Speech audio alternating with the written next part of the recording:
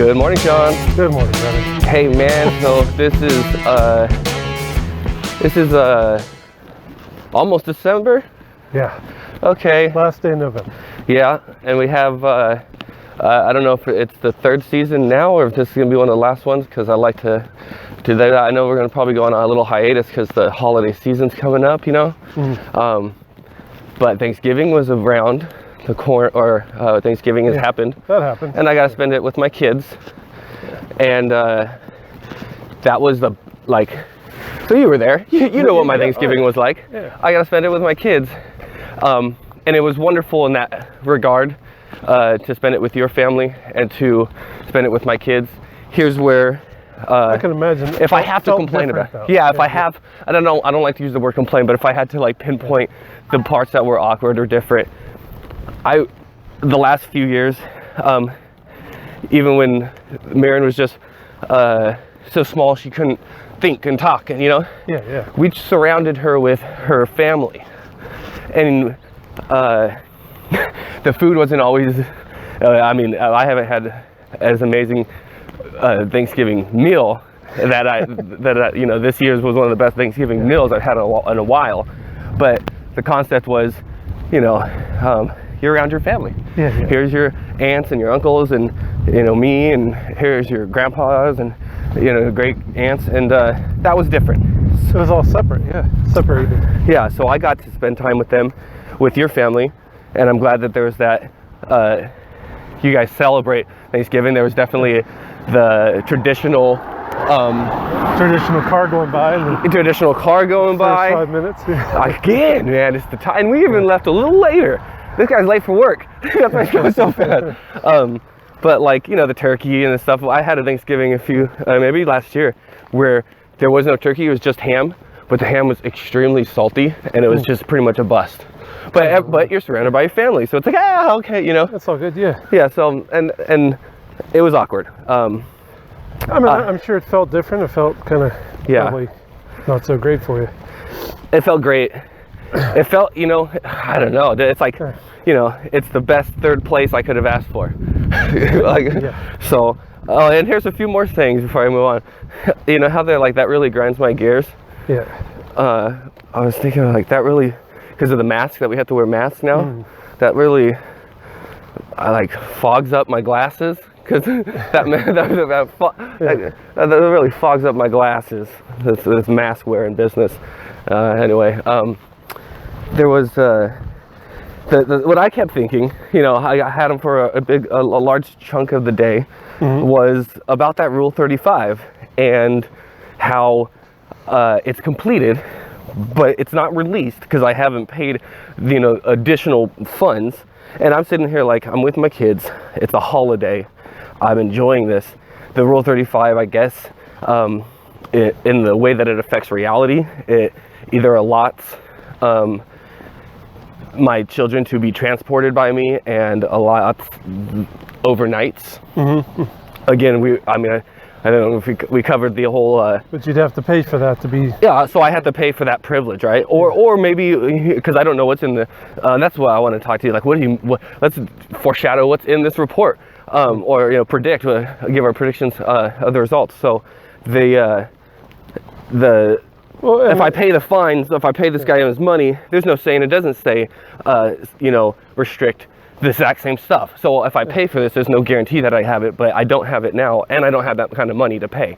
Almost $1,800 after the whole divorce is settled, after all this stuff, I'm supposed to just come up with this guy who we kind of say, you know, not to bash him, but dude, look at the process I went in July. He didn't do his job. You did. I don't feel like you did your job very, like if this is your best work, then why did I have to do so much legwork for you?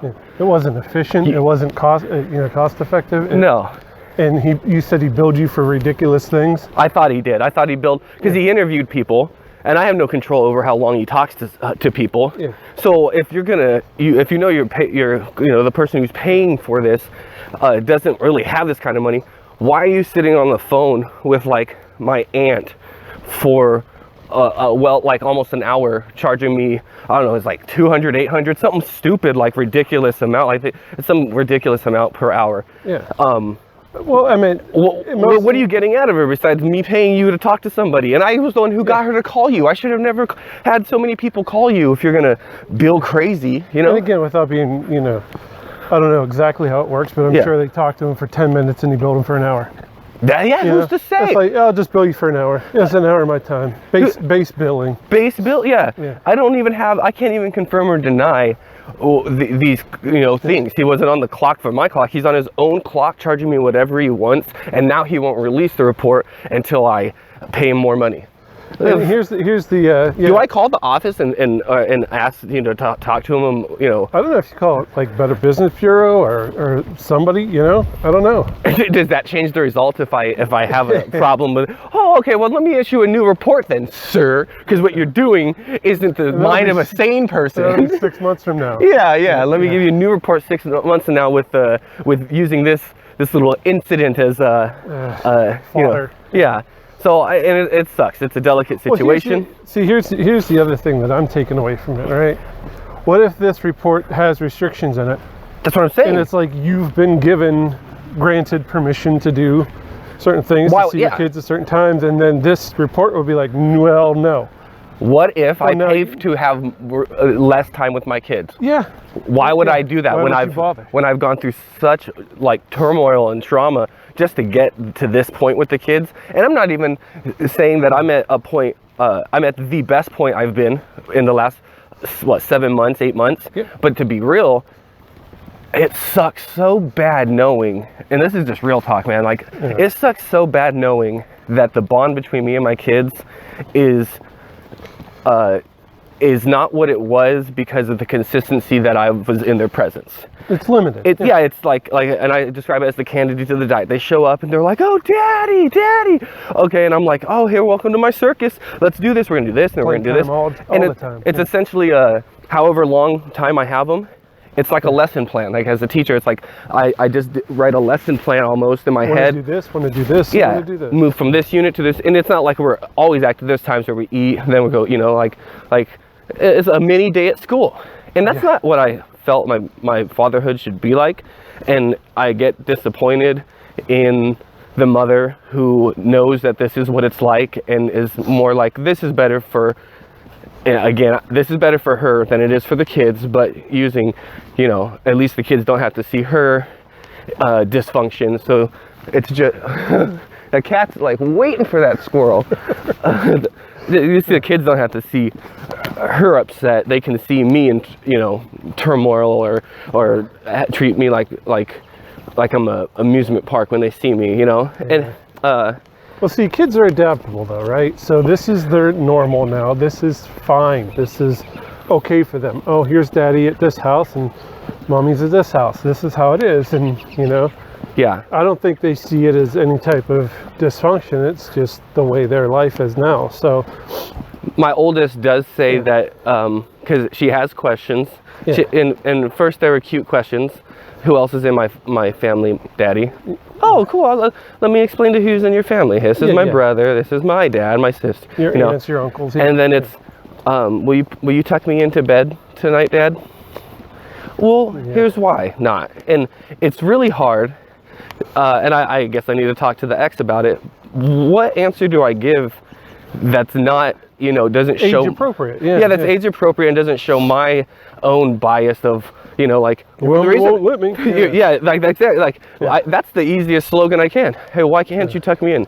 Your mom won't let me, or better, your mom preferred a life without me than a life with me. You know, like I just won't be at the house tonight or ever again. Again. You know, why I don't live there? Why don't you live there? Your mom won't let me. And it's deeper than that. I mean, you'd have to have the marriage work and try it all out, and all that stuff would have had to be more time. And I always think about how easy it was to just give up on a problem than to actually work throw money at it instead of throw your emotions at it. I mean, but what happened is what happened, dude. Like, I mean, would she want you to say, oh, your daddy messed up? Exactly. I mean, is that the same mentality? Is that the same rationale for a toddler? I don't know. Mom won't let me, or your daddy made a mistake? Yeah, yeah. You know, Like which, you know, which version of that story is... Let's go through that though. So, Yeah. and I mean, not splitting hairs, and if I am, I am. The whole like your mom preferred it this way, or your mom wouldn't let me kind of concept is a more powerful, like, this is for life. Your mom won't let me do this, and she wants it this way for the rest of your life.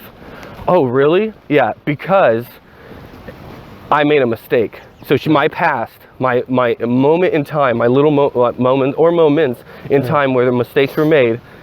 No, you're not supposed to work over mistakes in a marriage. You're supposed to give up for the rest of the kid's life. So for the rest of your life, because of a point in my life, you don't get to have me consistently in your life.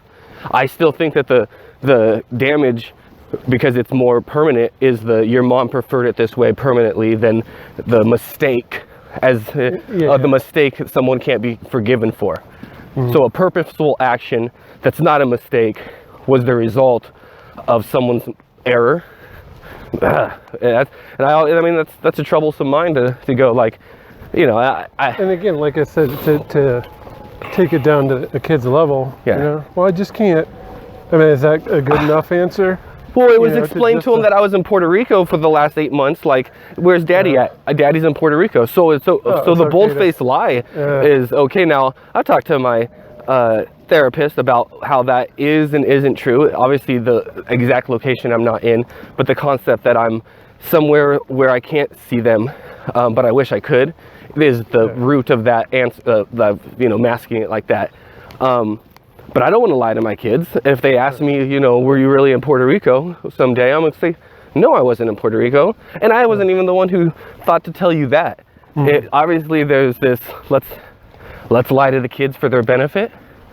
So if I tell them the truth, is, you know, am I the a-hole for, like, you know, saying, relationships are tough. It's a tough one, yeah. And I don't want to sound like blame your mother, you know. That's not my goal, because that's mean to the kids, you know. I'm not trying to go that route. Yeah, pitting one against the other. But to point out the facts shouldn't be instantly an argument over your mother filed for divorce. Like, that's what she did. She has her reasons. She did it. She wanted a divorce. She can't say she didn't want one. You wouldn't have filed one if you didn't want one. I understand you didn't go into a marriage wanting one, but you left the marriage wanting one. That's the truth. It's not like a spun of anything. You filed for it. So whatever though. But okay, so in the other thing, results, right? You said, what if this thing comes back and it restricts more things, right? Yeah. So I am not a psychologist, okay? Mental health expert. I have only thoughts and feelings in my own mind, you know, that we bounce off each other. Here's what I think is going to happen, and I have multiple options. Either it's going to come back because it's only directed for the kids. I'm good for the kids, which I think it should. I mean, if you see me with my kids, it's like, with the kids are with me, are they safe? Well, I do my damn best to make sure they're safe. I do my damn best to develop them. I do my best to put smiles on their faces. Now, does that mean, just because in that situation I am trying my best to support these kids, does that mean I don't have mental health issues that need to be addressed that may affect that? So the issue as I see. Morning. Hey, good morning. What would, and I'd be curious, because I don't know what it says, but I'll say it now, and then if it shows up, I'll be like, oh shit. Sure. If it says something about either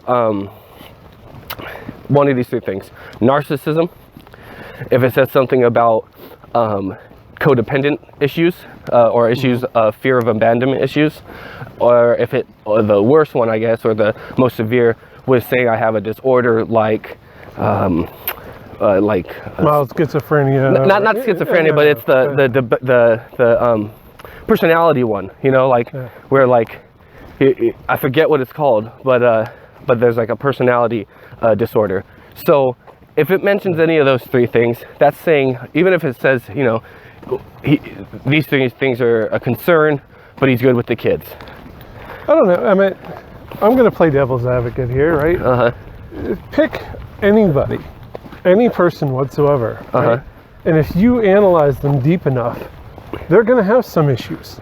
Yeah. Almost any person's going to have a problem, have some type of issue. So like putting a label on somebody or you know, I don't know, pointing it out. I don't know if that's the right way to say that. You know, but labeling it, does that make that better or worse? Or, you know, oh, now I'm labeled, you know, bipolar. Bipolar, something like that. Yeah, I should probably get on medicine then. What's the manic one? Right? The manic something? Not manic depressive. Yeah, that one. You're ups and you're downs. Yeah. And it's like, okay, you give me a label, so now what? It doesn't cure me. No. And so if that's what this thing says, like just say, it's like, oh, and he needs this kind of treatment. When I was married, we didn't really, like the insurance didn't really cover therapy. If this guy's treatment is, you know, therapy and counseling and there's not a lot of coverage for that when it comes to at least what I've had before, and now I have nothing. I have no health. I have to go file for whatever that is, Affordable, you know, Care Act kind of stuff. So it'd be pretty much saying you have something that you don't have the money to treat. What? You know? But again, like I don't want that on me. I'd rather not pay. Though, if you delve into anybody deep enough, you can come up with some issue. Okay, so then here's the two issues I have with, like, well, not issues with, but to kind of piggyback on that. One is, if it's nothing of importance, of significance, of concern, what a train ride I have been on. Oh, it's been a mess. With like the divorce, with the money that went into trying to figure out how that's going to work, with getting this Rule 35 and the time it spent and took me away from my kids. Again, if that's the truth, it would just feed into that factoring, because maybe I'm just hyper analyzing myself, that this was just a play. This was just a position play. Call him crazy, use all this, you know, stuff against him that we've already determined has fabrications, over exaggerations. Some of it's just outright lie. Use these types of things to get the kids away from him, and then in the end, we'll try to resolve this before we go to court, and we'll use this as leverage. Was it just a play, or was there a real concern? And then with that, because I did go to court for the pending charge, it was just one of those quick things that was like, do you need a public defender? Yeah. All right, you get a public defender, pay $100 to get that option, and instantly the public defender was like, we plead not guilty, we'll set the court date. So it was just an arraignment, is what it was. Just getting things in line. The ex was there, and she had a letter that she wrote on her own will. She wrote a letter. I think she realizes how frivolous this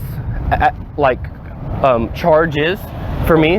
I think that's what beckoned the, like, well, yeah, you shouldn't be charged for this. This is more about the marriage than it is about that. Plus, when I read the letter, there was some pretty clear indications that she wasn't afraid for her safety, which is why she called the police.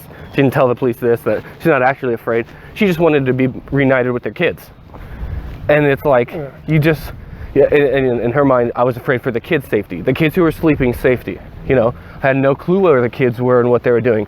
Well, it was 10 at night. What do you think they were doing? Yeah, they were in bed. You know, I told the police they were in bed. It's a very gray area of, did you do, and here's the thing, talking to her, she believes that it didn't have to end this way, that one of us could have just left. Saying that indicates you expected me to leave. Because one of us could have left. You had a hotel room. You could have just left and gone to the hotel room, came back the next day, called me instead of the police, I tell, like, you could have done so many people, but you wanted the police to come to get your way. And in order to get your way, you had to say, oh, I'm afraid for my life. I'm afraid for my life. Please. And then I don't respond to the police well, so it ends this way. And then she goes, you know, I don't think you should be on trial for domestic aggravated assault. That's not like what happened that night. Yeah, that's why you don't call them and Yeah, and say you've been assaulted. say you've been assaulted, say that there's a danger, that he has 3 kids and guns in the house, and spin all these details, which are true. Yes, there's 3 kids. Yes, there's guns in the house. But just, well, he's a danger to the kids and he has guns. Makes it sound like I'm walking around with my kids as hostages. Like, you know what I mean? Yeah. And that's why they acted that way, because you put that in their head, only to go, at least I got the kids back. And, you know, so that's where okay. Yeah. I'm going to throw something out. I don't even know if you have the answer for it, right? What prompted the decision to let you see your children again? I mean, I know that the talk was when Halloween comes around, you can see them, but was that it? Was it just a holiday? Oh, okay, Dad's back. So, I mean, if I have to give my best, because it was her, okay, Yeah. it was the ex. It was all just her decision, right? It was her decision to turn off the faucet and then to turn it back on. And in the letter that I was talking about, she claims, and this is kind of hurtful for me. I don't know how I'll get through talking about. We'll see. She claims that my behavior was part of a mental illness. That's why she's still holding this story of he's mentally sick, and I don't want to be with this man because he's sick. And it's like, so you're saying you are afraid that, like, that night was a cry for help. It was a episode of an illness. And boy, do you not like people who have illnesses, especially ones that are your husband. So throw that marriage away. And in health, yeah. right? What? In sickness and in health. Well, that's the thing. How the hell do you say, you know, if you truly believe that the behavior was part of an episode of a mental health illness, and you leave because you don't like that behavior, you're leaving because you didn't like the way that I was when I was sick. And that's the hurtful part, because that's what you gave up on. I mean, if you truly cared, wouldn't you be the one to be helping that? You would want to understand this behavior. You'd want to get through this part. But then I don't want to sound like some, narcissist that's like, I can't believe you left me. You said through sickness.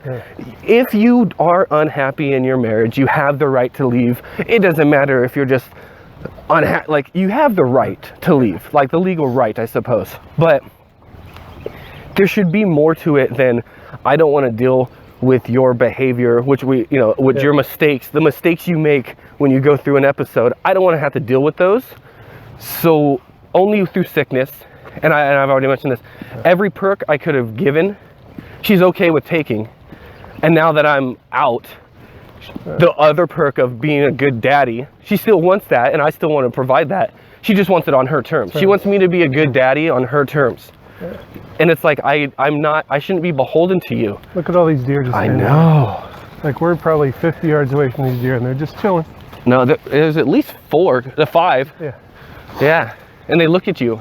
Just like, hey. Jeez, it's the feds. It spooked one of them. Yeah, spooked one of them. Chilling. So it's a hard thing. I don't know. And the letter that she wrote for the DA, it was like a double-edged sword for me. It's like, she didn't feel threatened. She feels like there was a lot of accidents, but she also thinks I'm crazy, or suffering mental health issues. And it's like, that's your excuse? Like, you just wanted your kids away from the person who you didn't trust? Well, then the moment you stopped trusting me, which apparently was like 2 years ago, you should have called it. Yeah. You weren't working on it for 2 years. You were just sitting there dwelling over who's going to accept your decision to leave. And we've talked about this. And I have a decent deductive reasoning skill. I would say sometime in July, August, she's on to the next person. So it wasn't that she didn't want to be with anybody. She just didn't want to be with me. Because she's already opened up the pathway to dating and this stuff. And this is what, 5-6 months after filing for a divorce. You're like, well, let's see what else is out there. I mean, I deserve to go on a date. I deserve to be romanced. Okay. I try to think of what kind of person this person is. Like, you have 3 kids with this person. That's not enough to keep you to work on a marriage. You have obviously the desire to have a man, just not me. But that I moved out and uprooted my life to be out here to start a family, a marriage, and the kids. I wanted the whole shebang. And now that it's not, it seems like her idea is, well, you stay out here, be a good daddy, because I want to make sure my kids have a good daddy, and you're a good daddy. But I want, you know, mama wants fun too. Mama wants her fun too. But I couldn't do that with being married. I wasn't happy married. So let me have my fun, and you be a good daddy. And it's like, lady, in order to get to this point, you've ruined a lot of things about my life. The reputation I had, you really put a bad taste in my mouth about for some reason, the state of Tennessee, you know, like you, and I told her, so I'm just going to say honestly, like I am not against smoking weed. Okay. Yeah. I smoked weed before I ever met, my wife. I was living in California. I would smoke weed. The whole relationship, even the wedding day, I was high. Okay, in California, it would be delivered like a pizza to me. Okay, to bring up in court, oh, Your Honor, let's talk about his drug habits. To me, I try to wrap my head around, if this is supposed to be like, you know, good intentions, but I had no bad intentions, why would you bring up something that's 8 years of an issue now, and not, I don't know, maybe when I was on my knee asking you to be my wife, the year that we were engaged, the talk that we had before we had kids, the talk that we had after we had a kid. Where is the sense of urgency that this is a huge issue, except when the marriage is over and it's, well, here's his drug habits, so can I have the kids? I just think it added a convenient log to the fire. You know, it's like, oh, we got a dumpster fire going on here. Hey, oh yeah, he does drugs too. And she actually got me while we were in Tennessee from one of her coworkers. I don't know, I was Phil, Pete, somebody. Yeah. She got me cannabis from this guy. So not only would you be considered an enabler of this kind of stuff, then she got it from Illinois from like her cousin or her cousin's husband. So she gets these things, enables this kind of thing, but then throws me under the bus like, plus she smoked weed with me. Not as much, but like, come on. And so it's hard to say like you weren't going for my throat. You weren't going to freaking take me out, come hell or high water, when that kind of stuff was done in court. For her to be like, and so then it's, so when she says, oh yeah, that was a dirty attack. Yeah, so was the faking to be dangerous for my kids. No, I didn't fake that. Yes, you did. Yeah. You know? She played dirty. Hey, good morning.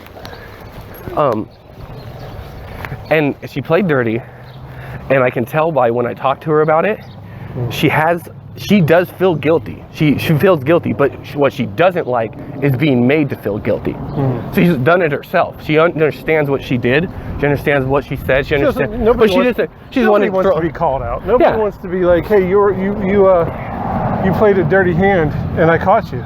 Yeah, no, you didn't, because because you treated me like you bullied me is one of the things I hear. And I'm like, hey, again, I'm not a perfect person.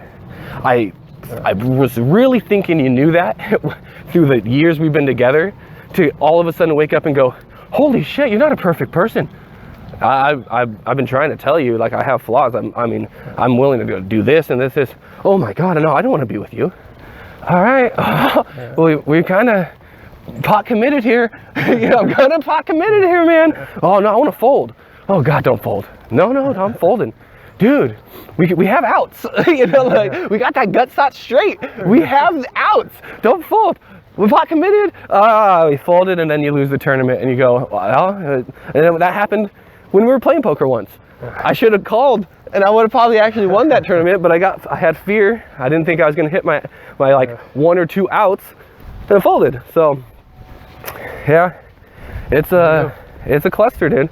But I guess what I'm trying to do now is transition, is what the best word for it would be. I'm transitioning to, this is the new way things are. Yeah. But what I'm realizing is the way things are, she wants them on her terms still.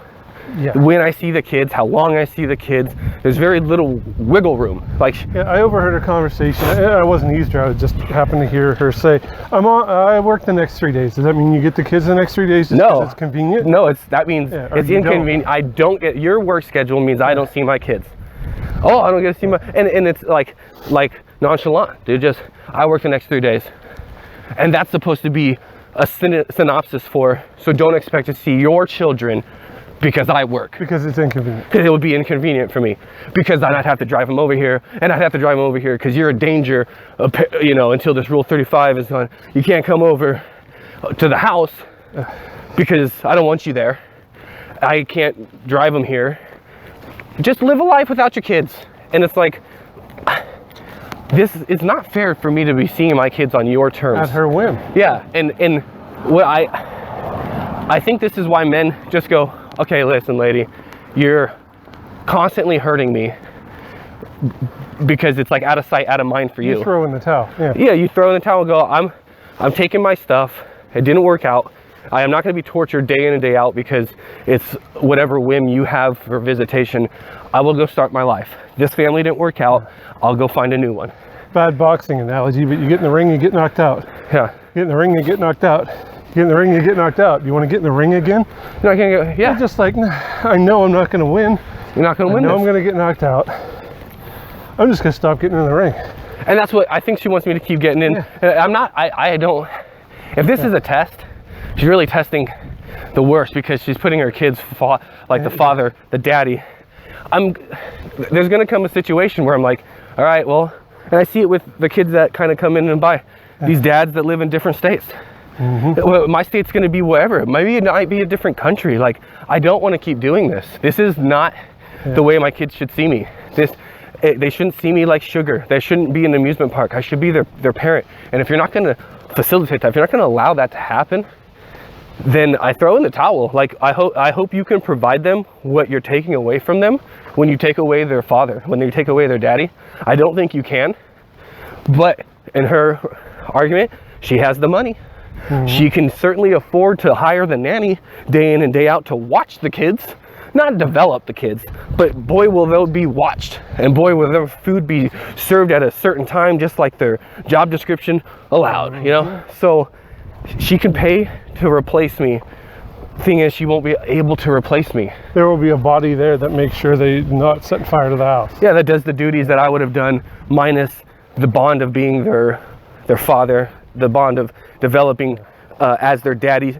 And it takes a lot more than a day or two, or less than 10 hours a week to remind these kids that they still have a daddy. It's going to take more than that. And there's the settlement money and stuff like that we talk about. And I've told her, like when she goes, well, do you have this money? I'm about to take $30K out from a 401k to try to see if I can pay all the bills off and get back on my own feet. That might help. But that's the price you think that's like, I'll give you that money, let me have my kids. Well, you wouldn't be able to take care of them. I'll make do. They have an emotional connection with me. It's super strong. We can eat top ramen. I know you have more money, okay, but people can it doesn't register. She thinks, Money's the answer. I have more money. I've given you money. Why isn't this solved? I paid an attorney a bunch of money. How come my problem can't get solved? I keep throwing money at it, but it's not getting solved. It's an emotional problem. It's not a thing you can buy and sell. Yeah. So it's like, I hope you can buy your kids a new daddy. I hope you can buy them a new daddy. That's what you actually need to buy them, because that's what you took away. So you don't. And it sucks because I'm, of course, these kids' dad. I'm their father. I want them in my life all the time, but I shouldn't be tortured with that, day in and day out, on her, what you say, like her discretion, her whim. Yeah. I shouldn't have to endure that, because she wants a new man, because she wants a new life, just so that she can have her cake and eat it too. I should feel like I'm being, like I have more, like I said, it's like her dysfunction that she felt she had and had to get rid of. It didn't go away. It just went and got spread upon majority of me, but then trickled down to the kids too. Yeah. That you didn't solve your problem. You just gave it to someone else. And that was the whole marriage issues. We had a bunch of issues in the marriage and she didn't want to solve them. But a divorce is an easy way of saying I give up, and I don't have to resolve all the little issues that we put on the back burner for years. I just find a new person who doesn't, and call you crazy and call you abusive, and now I'm the victim, and you're the monster of Mount Juliet, you know? Yeah. So It sucks. it does suck, dude. It sucks. Oh, here's another one. Hell in a Handbasket. You ever heard that one? Oh yeah. I was talking to my buddy. Oh, I was talking about Seth. I'm gonna see if he wants to walk with us. Let's see if You might have another voice. yeah, A he little might bit anyway. he might have a different perspective. I like his perspective. But we're talking about hell in a handbasket, and we start laughing like, what did this handbasket do to have to go to hell? Like, I understand that I was a bad person, I belong here, but save the handbasket. Come on. So, save the handbasket. So Kind of weak, yeah, it's a dad joke. It's a dad joke. But I guess. Yeah. yeah. Anything else? Nah, man, I've just been kind of in a slump. You're in a slump? Yeah, it'll pull through. And during the holiday season, you're in a slump? Just another day. Yeah. Nothing to get into. Just We'll get into it eventually. I'll be better tomorrow. I know there's for you, for like what I'm monitoring, not monitoring, whatever, but there's that game that you've been putting a lot of time into. Yeah. And I think in December and January, there will be enough progress made to show what this looks like. That cart has to have something wrong with it. I think so. But you know, like show enough progress in how it's played or how the rules are that it comes to life. And I mean, what else could these podcasts be if not a chronological log of data log of two people's existence? You know, like in something you did. Yeah. So Shared with a smattering of people. it's shared with a small peppering of people, but there's always that hope that more people trickle along over time, you know? Sure. So You're not gonna be a star overnight. no, definitely not. You might never be a star, but then again, from starting this to stopping this, or even life in general, you might see that you've actually accomplished a lot more kicking and screaming, although you were so focused on kicking and screaming, you didn't realize how much you accomplished along the way, you know? You look back at it and be like, here. So, Yeah. well, Or you just realize you've been spinning your wheels the whole time. oh man, you have such a way to Bring it down. Yeah. I told you I was in a slump, man. Yeah, no, I hear you. You're spinning wheels the whole. No, I like you that way, but in some sense, because it makes me go, yeah, don't be too hopeful. Don't be too optimistic, because you don't want to be a sucker, you know? Don't be too pessimistic, because then you'll just be a Because you don't want to be a miserable mind. Yeah, you don't want to be some miserable man. When we watch Inception, some old man Waiting to filled die. with regret, waiting to die alone. I definitely don't want to be that. So I'm going with you, dude. We better go far. We better go far. We don't go too fast, so No, we're not going too fast, but we're hopefully going far. So we'll just cut it there and say, if you want to go fast, go alone. You want to go far, go together. Thanks for listening. Cock of the Walk podcast. See ya. Hey, this is Brendan from Cock of the Walk podcast. If you like what you heard, you can support us just by sharing the link. That's the most important thing, is to get the word out. If you want to go beyond that, you can do donations, you can become a member and subscribe, or you can even buy some merch. You can find us at www.halfmoonday.com. We are a Half Moon Day LLC production. You can also reach us directly with comments, questions, or topics you want us to discuss at cockofthewalkpodcast@gmail.com or cockofthewalkpodcast@aol.com. We also have a Facebook, and you can find us on YouTube under the Half Moon Day page. On behalf of myself and Shaun, thank you very much for tuning in. We know there's a lot of podcasts out there, and we appreciate your time. Have a good day.